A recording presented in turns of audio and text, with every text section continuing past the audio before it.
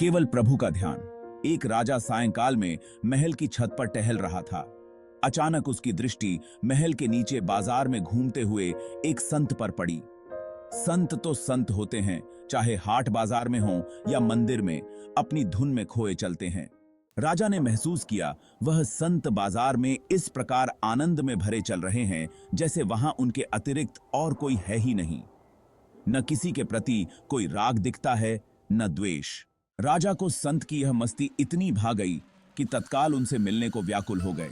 उन्होंने सेवकों से कहा, इन्हें तत्काल लेकर आओ।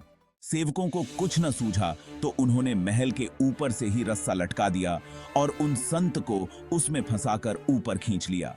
राजा ने कहा, एक प्रश्न का उत्तर पाने के लिए मैं अचानक ऐसा बेचैन हो गया कि आपको यह कष्ट हुआ। संत ने कहा, राजन, इस प्रश्न का उत्तर तो तुम भली भांति जानते ही हो, बस समझ नहीं पा रहे। दृष्टि बड़ी करके सोचो, तुम्हें पल भर में उत्तर मिल जाएगा।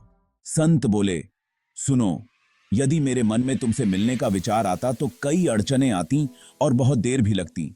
मैं आता, तुम्हारे दरबारियों को सूचित करता, वे तुम तक संदेश लेकर जाते। तुम यदि फुर्सत में होते तो ही हम मिल पाते, और कोई जरूरी नहीं था कि हमारा मिलना संभव भी होता। राजा ने पूछा, परंतु भगवान के मन में हमसे मिलने का विचार आए तो कैसे आए और क्यों आए? संत बोले, यही तो तरीका है भगवान को प्राप्त करने का।